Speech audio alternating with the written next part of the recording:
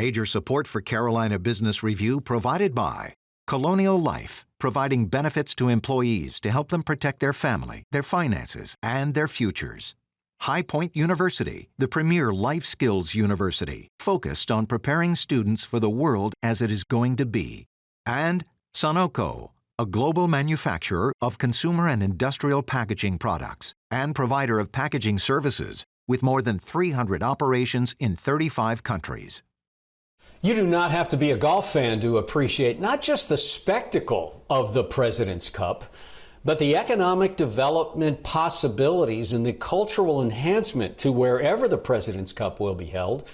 I'm Chris William, and welcome again to the most widely watched and longest running program on Carolina business, policy, and public affairs, seen each and every week across North and South Carolina for more than 30 years now.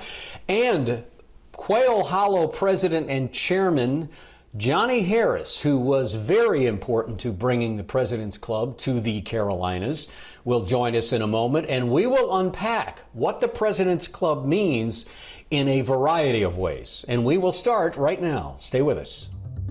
Gratefully acknowledging support by Martin Marietta, a leading provider of natural resource-based building materials, providing the foundation upon which our communities improve and grow. Blue Cross Blue Shield of South Carolina, an independent licensee of the Blue Cross and Blue Shield Association. Visit us at southcarolinablues.com. The Duke Endowment, a private foundation enriching communities in the Carolinas through higher education, healthcare, rural churches, and children's services.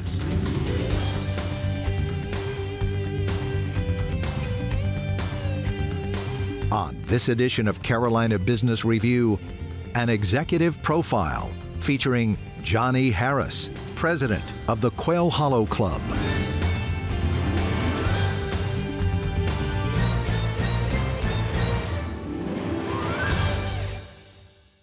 The President's Cup is a biennial competition that features team matches between 12 Americans and 12 international players beyond Europe.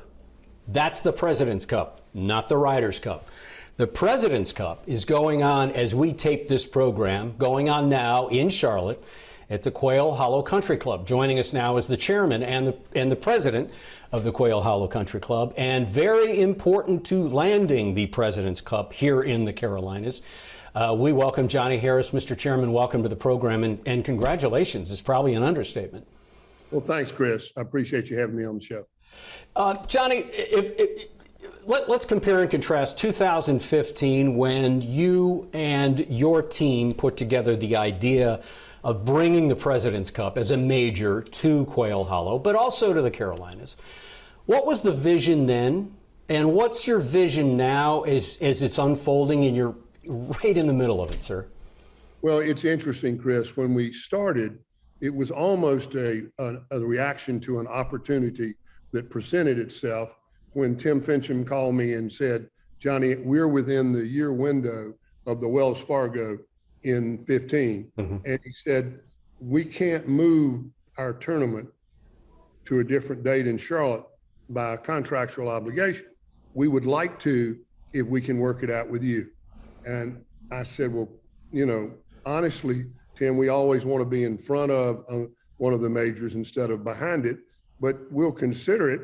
And he said, I really would like you to do it. I said, I'll go to the board, and if they approve it, we'll be glad to cooperate with the tour. We want to be partners. And I said, but now what are you going to do for me? And that's exactly what I said. And I'm pretty good at doing that because that's my business as a developer. And I thought about it a moment, but because I didn't have a second answer, because I knew he was going to say, well, what do you want? And I didn't know what to ask for at first. And then I remembered when Arnold and Jack first started the President's Cup with Tim, and I thought about the fact that we always have wanted a match play tournament at Quail Hollow, like the Ryder Cup or like the President's Cup. Mm-hmm.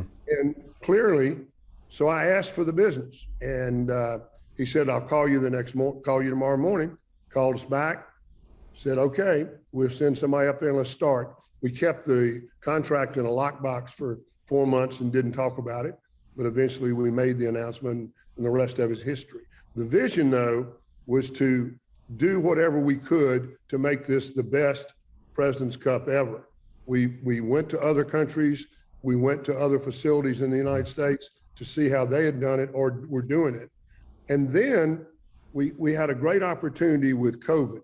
I know that sounds funny, but because of COVID, we were postponed a year. So we actually had an extra year to sell. And with the land that we have, almost 250 acres, we were able to keep selling hospitality venues and made this really the largest golf event of its type anywhere in the world. How do you separate the marquee of it, the excitement around having that stop at not just Quail Hollow, but in Charlotte?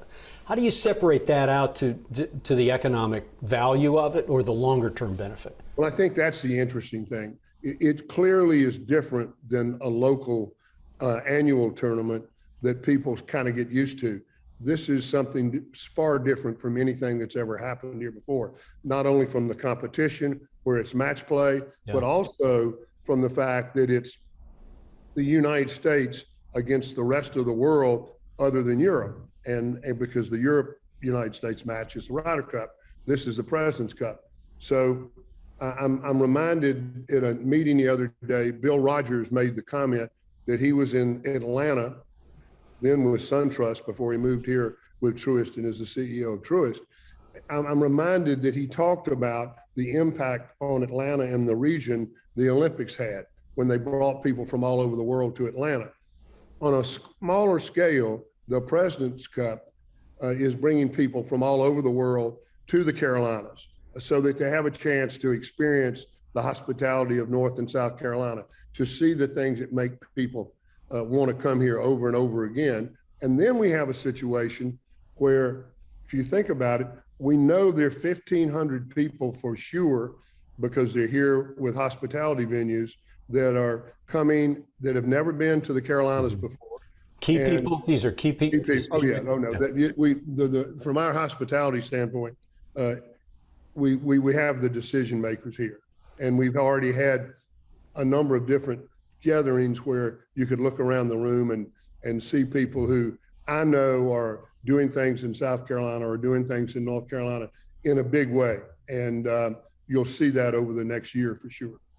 Is there any way to know what the conversion rate is? In other words, and I know this is the first President's Cup for you and Quail, but it's certainly not your first rodeo, not the first movie you've seen in economic development circles. Is there a way for you to even ballpark the idea of those contacts that could be converted to longer term partners? I think it's hard to do. I think it is truly one of those things where it's you keep stacking blocks and blocks on the scale, and then all of a sudden you've got so much positive about the Carolinas, and why do you want to come and be close to Charleston? Why do you want to come and be close to the mountains? You know, it's a place where you can choose almost anywhere to live, and within 2.5, 3 hours, you can be either at the coast or be in the mountains. It doesn't really make any difference. And those are the kinds of things that we used to talk about: live, work, and play. Now we have a situation where the airports, the activity that we have, the commitments that people like Boeing and others have made, it's really interesting. And I would tell you that for sure, we know that some of the people that are here have been to see vacant spaces that are available in the region to look at with the potential of maybe using the facilities. The technical aspects of this for the geek golfers that like the way the course is set up, Captain Love, yourself, the folks at Quail Hollow Country Club. I'm assuming that Davis Love has had an influence on the way that the course is set up. What has that influence been? And I'm also assuming, sir, that it does benefit the home team. Well, clearly, Davis, along with the setup team from the tour, come to us and say, this is sort of what we want you to do. And that's revolved around shorter rough, and firmer fairways and greens that are a little quicker than they're used to playing internationally. And so I think you can look at the golf course and realize that the greens are probably rolling in the 13 range, 13 and a half.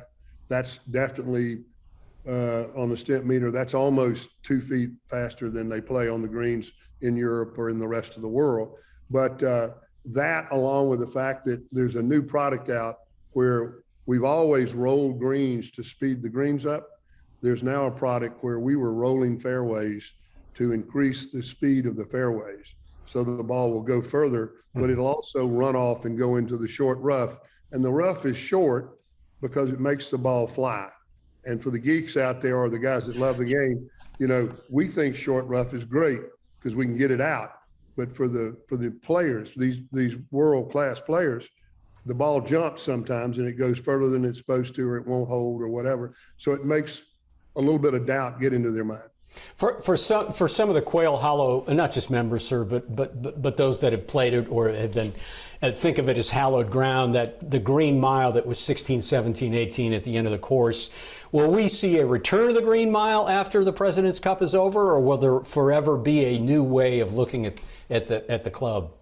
No, I think we will go back to our standard routing.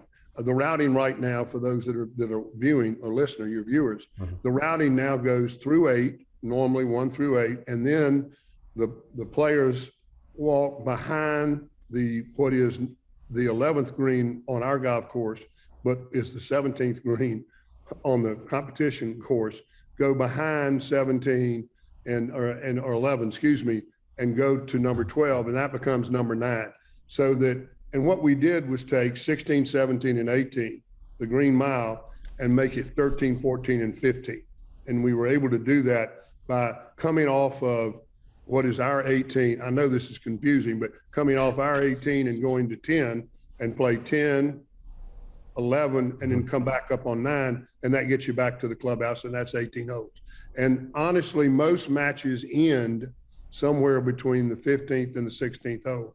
And we didn't want to have the Green Mile sitting there and not be appreciated, because it is the 3 toughest holes on the tour together. And it's also sort of the centerpiece of our golf course and a real creation of Tom Fazio. And it's a really special competition area. Mr. Chairman, when we shift and look at the politics and the business of golf in general, and this is going to be a gross understatement, but for the sake of discussion, the Breakaway group called LIV, or Roman numeral 54, that is funded by the Saudis, has been very contentious in the breakaway from the PGA. So many different angles to go with this. When you look at the influence so far, and they seem to be early days, but the influence of these players that have gone to LIV and signed with LIV, will we look back on this and look at it as ultimately a disruptive change for good? Or what will it do to the complete complexion of the U.S. golf and the international golf? Well, clearly, this is my opinion, but having had the experience of being around the game for as many years as I have, and having been to golf all over the world, the Asian Amateur, the South American Amateur, and having an opportunity to clearly go to all the majors and enjoy the Open Championship at St. Andrews and Arnold's last visit. I will tell you that the people that are part of what we call the U.S. Tour are people who have built their reputation and their brands on the events that are put on by 4 or 5 different organizations. And that's how they were created, the value that is their brand. Then all of a sudden, along comes an organization. And that brand has also, by the way, done wonderful things for charity all over the world for people and communities where those events take place. But then all of a sudden, along comes a different group, and for money, puts up money, and those people leave and go. And by the way, certainly have every right to do what they did. I have no problem with that. But the real concern I have is it's like someone absolutely turning the game into something besides the game that has been going on for 200 years. It's become a cash deal, and it's a cash business. And it's unfortunate because, you know, there are lots of young men and women who play the game, and First Tee and all the different organizations that reach out within the communities. There's none of that with the LIV Tour. It's just 48 players being paid money to put on a 54-hole tournament. by the Saudis. They're lobbying now to get points. Do you think they're going to get those points? I don't see how you can give points for a 54-hole tournament when everybody else is playing a 72-hole tournament. Yeah. And I'm not sure that the British or the RNA or Augusta, I'm not sure they will recognize anything to do with accomplishments on the Live Tour, because they have a tradition that's already set. And so I just think that, and by the way, both those organizations, the RNA and the Masters, both are two private clubs, so they don't have the same pressures that are being put on the other organizations. Not to overly dramatize this, sir, but do you get the sense, and we're going to move on here in just a second, you get the sense that the way that Live and PGA are right now, that it's pit brother against brother, mentor against student? It's fairly divisive, isn't it, at this point? Well, I think it's divisive in that the players sued the players that are on the PGA Tour. That is what happened. I mean, the tour is their organization to put on their events. Mm-hmm. And so anybody that's playing on the PGA Tour got sued by the players on the Live Tour. And that's an integral part of it. And, I think it's unfortunate. I'm sorry. I really believe that long-term, this too will pass. But I do think that the changes that Jay Monahan has brought forward as the commissioner of the PGA Tour are very, very positive for the members of that tour.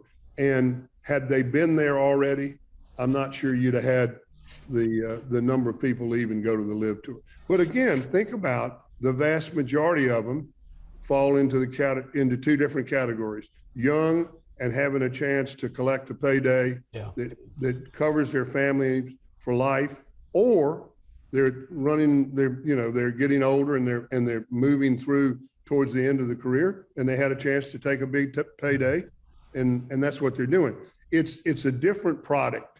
It's if you think about it, I remember when everybody was concerned that Tiger Woods was going to ruin the PGA Tour because he controlled everything and he won everything, and there would never be golf again.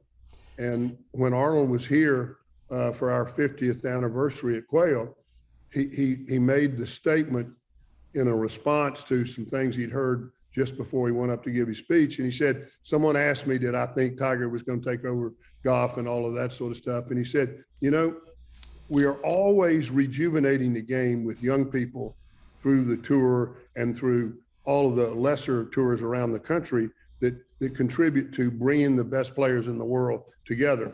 And he said last week, it just so happened, our anniversary was the week after a young kid from Scotland came in here and broke the course record and won his first tournament, and that was Rory McIlroy. Yeah. And he said, I saw something last Sunday and here at your golf course that gave me great confidence that the game was going to be even better going forward. And if you look at now, and you look at the people that have won here and the people that are playing, it's unfortunate that it's so obvious that people have pulled out because they have names. But a year from today, I doubt very seriously those names are going to be in any way involved with who are the best players in the world. Just a quick look at one more part of big sports, big business, and then I'd like to pick your brain about development and real estate. ACC, talk about big business, have accepted or have claimed $15 million in incentives in North Carolina to move from Greensboro to Charlotte.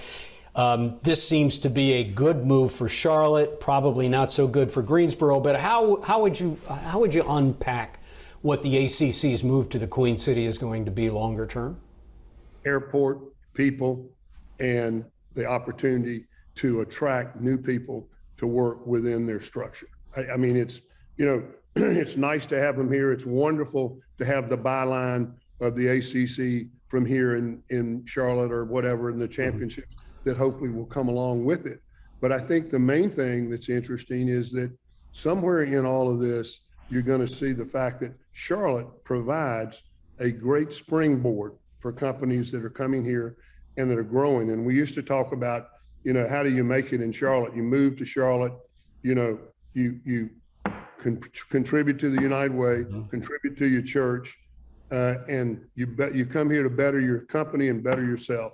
And that's all we're trying to do. Here, it's a great, great opportunity now with the diversity we have and with the people that are moving here to have a company that does almost anything you can imagine, because we have the opportunity and the resources, people-wise, to go to work in almost any industry. And that's why we're now viewed as a great center for technology and all that we didn't used to be. Mr. Chairman, let's shift to commercial real estate. You, for decades, have been a leader in not just good development in commercial real estate and great properties, but trying to look around at corners, trying to be out in front of the ball here to some degree, and that's, of course, my term. But when you hear and when you participate in these dialogues about what the new workspace is going to look like, and you try to make sure that not just Lincoln Harris, but others in the industry know what that is, where do you see workspace being in a year, 5 years, 10 years? What's your plan? How do you get out in front of that? It's interesting. I hear people all the time talk about how huge the vacancies are downtown. I think it's the real statement is that the occupancy is still a very significant number, and it's smaller for the lack of occupancy. The space is leased, but it's not occupied because most all of the larger companies now have programs to let people work from home and do their jobs from there and all of that. It will eventually move back, but it's going to take an extended period of time. And that also is changing the way the workspaces are being built. The offices that used to be there and with all the hard walls and everything, that's all changing, because they're really workstations where people come in, hook up their computer, and they work from this location 3 days a week. They have big meetings. They have their meetings where they use conference rooms and all of that, or for that matter, the whole communication aspects. That's where you go to communicate with all the other people in the company. Then they don't work on the 2 other days, and they don't go to that same desk. I liken it to another era when I was involved with moving law firms from one spot to another, and every lawyer had a bookcase in his office, and he had his law review books that he kept, so he could pick it up and go do it, because the computers now, you don't need any books, you just do it on the computer. And so even the law offices are changing. They're no longer as expensive to build. And well, that's not exactly right. They are just as expensive. They just don't look like they used to. What is there any way to know what kind of patience the corporations are going to have to figure out? All right, well, we're going to maintain this space even though it's low. It has low occupancy. How long are companies going to hold on to that until this new model emerges? Well, I think you're going to see turnover, and I'm reminded of, as we talked about earlier, there's some big spaces that are vacant here in the community, and for various reasons. I know people are here this week, and people have been looking at spaces while they were here, and that in itself, vacancies and attract people and attract companies moving to this market. Because when you want to move or get something started very quickly, it's real hard to wait 2 years while somebody builds it, or for that matter, 2.5 or 3 years. But it's really, we're in a very good position in Charlotte because we still have, the 2 or 3 most important things: the people, the diversity of the people. We have a wonderful airport and transportation with the interstate system and the connections we have. If you look at it, Charlotte is almost the geographical center of the East Coast of the United States. We used to say in the old days that it was, if you think about it, we were overnight by car from 68% of the people in the United States. I'm not sure that's the number anymore. It may be a little less, but clearly the geographical location is very positive. We certainly have the development of UNCC and all of the educational opportunities. We now have a medical center being built that's really, really important for medical services. And then I guess the last thing is the recreation opportunities are over the top when you think about all the great things that have been done at NASCAR and all the great things that have been done with football and with basketball and all the other sports. And then with UNC becoming not just an academic institution, but obviously having a football team, that's really helpful. Mm-hmm. Well, Mr. Chairman, thank you for taking the time. I know you're drinking out of a fire hose these days with the tournament going on, but with everything else going on. So on that last final stroke, on the final day of the President's Cup out at Quail Hollow Country Club, I know it'll be a relief, but also a bit bittersweet too. But congratulations again. Very well done, sir. Thank you. Thank you very much. Nice to see you. If you have any questions or comments, not you, Chairman Harris, but if any of our viewers questions or comments, you can go to carolinabusinessreview.org. Watch programs, make comments.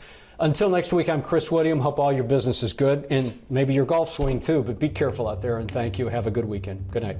Major funding for Carolina Business Review provided by High Point University, Martin Marietta, Colonial Life, the Duke Endowment, Sunoco, Blue Cross Blue Shield of South Carolina, and by viewers like you. Thank you.